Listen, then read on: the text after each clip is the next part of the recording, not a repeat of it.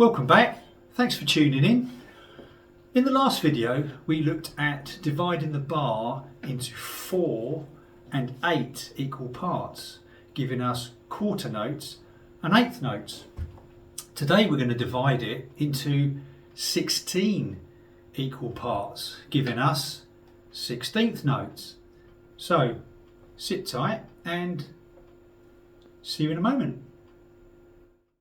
16th note strumming is what we're going to look at, and the way we count this, if you remember before, each movement has a syllable attached to it.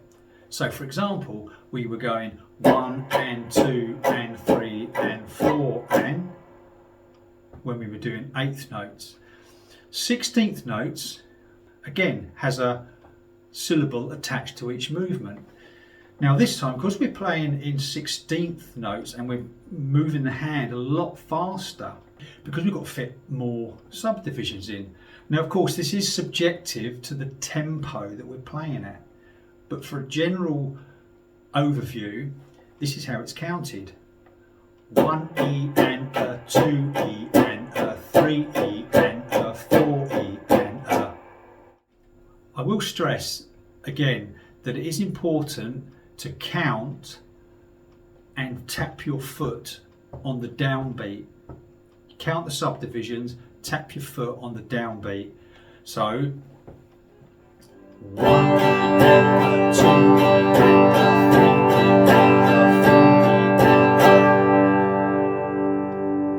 and 4. You can't see my foot, but I'm tapping it.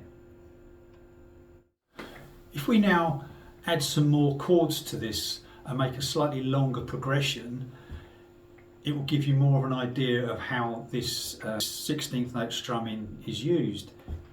So if we play the chords that we played last time, we'll play 1 bar on G, 1 bar on D, 1 bar on C, and then 1 more bar on D before we return to the beginning.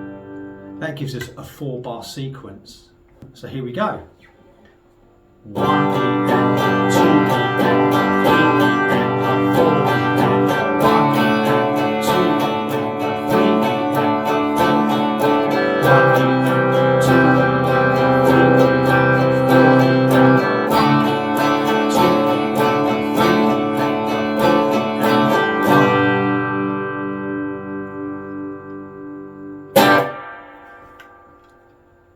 Give it a go. Let's make this a little bit more interesting, or just change it up a little bit. If we move chords every 2 beats, we get this. 1 E and a, 2 and a, 3 and a, 4 and a, 1 and 2 and a, 3 and a, 4 and 1. Something slightly different. Every song, of course, has a slightly different feel. You change chords at different points in the bar, but this is a great way of just getting an understanding of your counting and rhythmical ideas. Changing chord every whole bar, and then changing chords every 2 beats of the bar. So you're fitting 2 chords in each bar instead of 1 chord. Just mix it up. Let's make it a little more interesting again by creating a groove. Now I did explain this on the last video. A groove is created by missing strings as we move our hands, and it creates a little gap in the rhythm. Okay. We keep this hand motion. I can't stress enough how we keep the motion going all the time. Okay, down, up, 1 E and a, etc. So if we miss strings on the E and A syllables, we'll get something like this.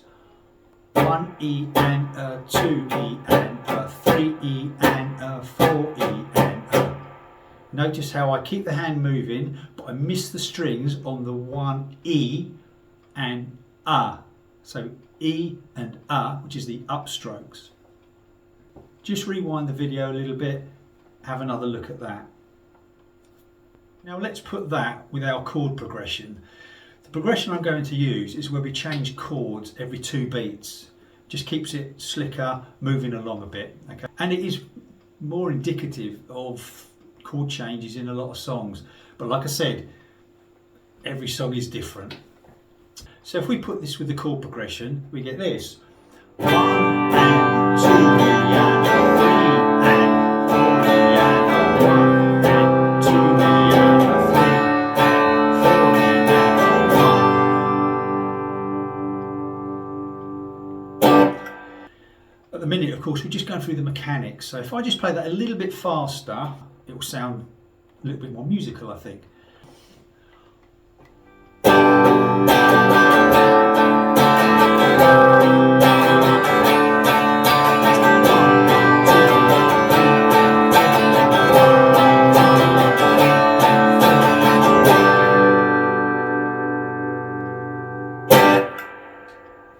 A great way of improving your timekeeping is using a metronome. So if we set our metronome at 70 BPM and play along with it, as I said before, tap your foot on the click on the 1, 2, 3, 4. Keep your hand motion moving correctly. 1 E and a 2 E and a 3 E and a 4 E and a. If we set it at 70 BPM, this is how it sounds. 1, 2, 3, 4. 1 and 2 and a 3 and 4 and a 1 and 2 and a 3 and 4 and a 1 and 2 and a 3 and 4 and a 1 and 2 and a 3 and 4 and a 1. Just like that. Give it a go. Here's a couple of song examples that would use 16th note strumming.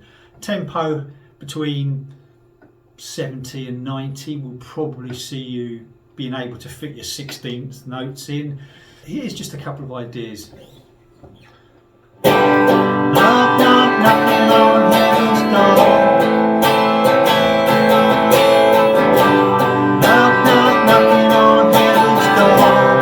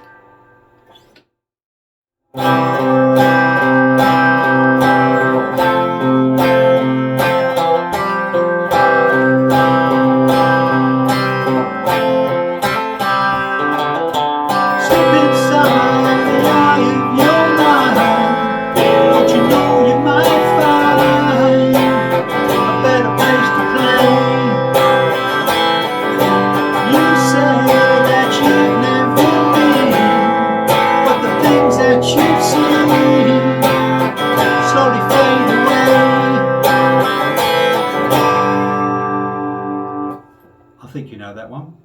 So there you go, just a couple of examples of 16th note strumming. Well, I hope you enjoyed the video and you've gained some information from it, and maybe improved your 16th note strumming, your understanding of it.